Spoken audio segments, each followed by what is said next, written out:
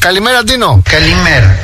Τα τραγούδια της αμαρτίας. Μια στιγμή, γιατί χτυπάει το τηλεφωνό μου. Sorry, κάτσε οδηγία, ποιος με παίρνει.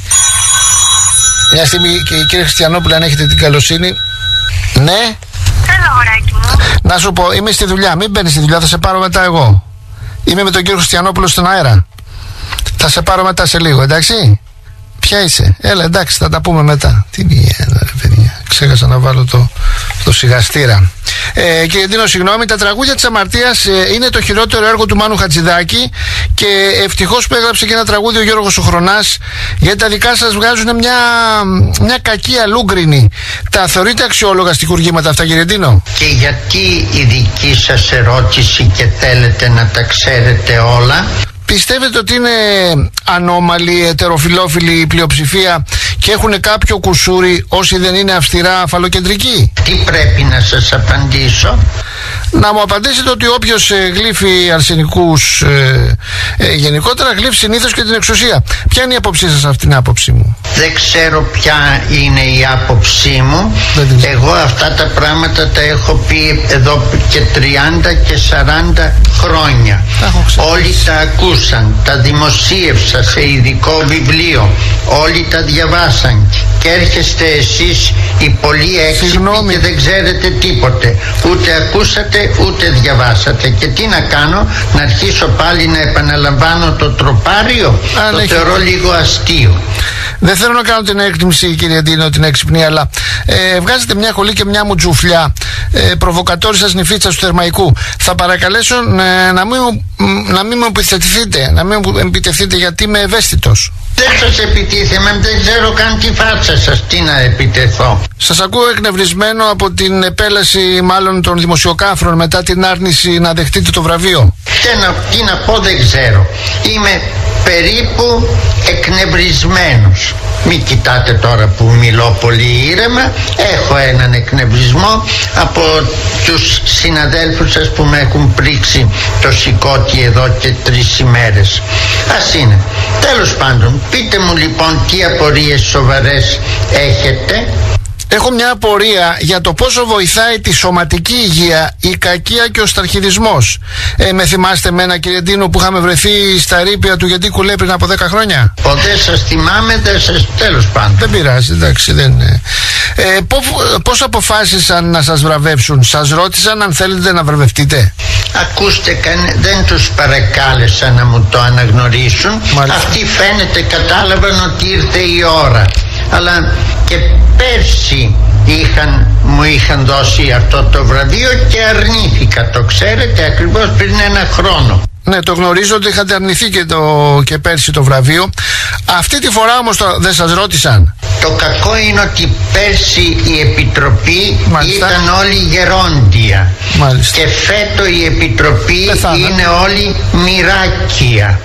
Τα γερόντια ήταν λίγο πιο σοφά και αποφάσισαν να με ρωτήσουν εάν δέχομαι να το πάρω και είπα δεν δέχομαι. Μάλιστα.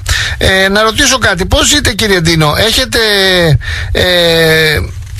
βγάλει, ας πούμε, από τη ζωή σας την ψυχοφθόρα ενημέρωση των τηλεκανιβάλων? Εγώ ζω μια χαρά. Μάλιστα. Χωρίς να είμαι πολύ ενημερωμένος. Εντάξει. Μέχρι χτες έμαθα και πώς λέγεται ο Πρωθυπουργός. Ο Λουκάς είναι ο Πρωθυπουργός, αλλά δεν έχει σημασία. Ένας Παπαδήμος, αν έχετε ακουστά, αρχιτέκτονας του οικονομικού θαύματος της Ελλάδας στην εποχή του χρηματιστηρίου. Τότε θυμόσαστε με το Σιμίτι, Goldman Sachs κτλ. Ούτε το επάγγελμα του Λουκά, του Παπαδήμου, δεν γνωρίζετε? Είναι ένας τραπεζικός, ξέρω εγώ πώς τον λένε. Δεν με ενδιαφέρει. Ναι. Τι σύνταξη παίρνετε, κύριε Ντίνο, αν επιτρέπετε? Γιατί πολλά ακούγονται, επειδή αρνηθήκατε και το χρηματικό ποσό που συνόδευε το βραβείο. Θα σου το πω εγώ. Πέστε μου. Παίρνω σύνταξη από το ΙΚΑ, ναι. 590 ευρώ το μήνα. Α, είστε προνομιούχος. Θα επιθυμούσατε μια αύξηση στη σύνταξή σας? Αν οι 590 ήταν κατά 100 ευρώ επιπλέον, δηλαδή ήταν 690, εγώ θα μπορούσα να ζήσω μια χαρά. Να τα ακούει το κουκουέ, αυτά που θέλει να πάει τη σύνταξη στα 1100. Τι τα κάνουμε? Με τα 590 πώς επιβιώνετε, κύριε Ντίνο? Τώρα δυστυχώς σφίγγω το ζουνάρι και είμαι επίσης μια χαρά. Πιστεύετε, Ντίνο, ότι θα πρέπει να απαλλαγούμε από την τρόικα πάση θυσία όπως υποστηρίζουν άλλοι συναδελφοί συνάδελφοί σας ποιητές? Τι θα πει τρόικα, δεν ξέρω. Τρόικα είναι σεξουαλική στάση που δυστυχώς δεν μπορώ να την περιγράψω τώρα από το ραδιόφωνο. Ξέρετε αν κάποια στιγμή ο λαός εξεγερθεί, αυτό σας απασχολεί, δεν σας ενδιαφέρει? Ειλικρινά δεν ξέρω. Δεν ξέρετε. Μπορείτε να μας πείτε πώς θα επιβιώσει η ελληνική οικογένεια μόλις επιστρέψουμε στη δραχμή ως ο νούπο και τα 590 ευρώ που παίρνετε τώρα της σύνταξης θα φτάνουν τσίμα για το χαράτσι στη ΔΕΗ? Μα γιατί θέλετε να με μπλέξετε στην υψηλή οικονομική πολιτική? Εγώ όχι μόνο έχω μαύρα μεσάνυχτα, δεν θέλω. Μη σου δεν θέλω, τώρα στο καταλάβατε αυτό? Το καταλαβαίνω. Έχετε γνώθει σε αυτό να ρωτήσω, πιστεύετε ότι ξεχωρίζετε από τους υπόλοιπους Έλληνες? Ας πούμε ότι δεν ξέρω τι μου γίνεται. Μάλιστα. Ενώ όλοι οι Έλληνες ξέρουν και παραξέρουν τι τους γίνεται, γιατί είναι καλά ενημερωμένοι από την τηλεόραση. Λοιπόν, με τέτοιες νοοτροπίες αναρωτιέμαι πώς μπορούμε να συνεννοηθούμε. Γιατί εγώ είμαι λίγο παράξενος και λίγο στριμμένος. Επειδή έτυχε να γράψω μερικά καλά ποίηματα, αυτό δεν σημαίνει τίποτε. Το θέμα είναι ότι δεν ξέρω τι μου γίνεται. Να ρωτήσω, ποια είναι η γνώμη σας για τον άλλο μεγάλο διανοούμενο της Θεσσαλονίκης, το Σκαρμπαρδόνι? Το ίδιο σκατό. Φοβάμαι να σας ρωτήσω για τον Σαββόπουλο, τον Παπαγεωργόπουλο, τον Μπουτάρη, τους άγαμους θύτες. Να μάθετε να τα λέτε καθαρά χωρίς να φοβάστε. Φοβάμαι τις απαντήσεις σας. Πιστεύετε, Ντίνο, ότι μπορούμε να συνεννοηθούμε, να έχουμε εμείς οι δύο μια γόνιμη επικοινωνία? Αλλά καμιά επαφή δεν βλέπω και καμία επικοινωνία. Ο καθένας λέει τα δικά του. Μάλιστα. Έτσι πιστεύω κι εγώ.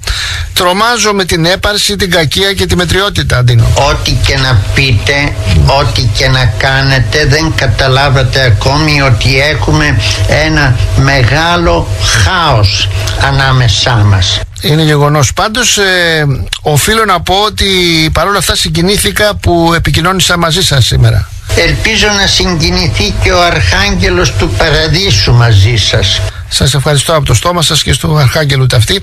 Να τολμήσω να ρωτήσω την άποψή σας για μένα, έτσι φόρα παρτίδα, που πληρώνομαι για να κάνω τον έξυπνο? Δεν ξέρω, εύχομαι το ψωμί σας να το βγάζετε εντύμως. Εάν δεν το βγάζετε εντύμως, ήδη έχουμε μεγάλη απόσταση και διαφορά.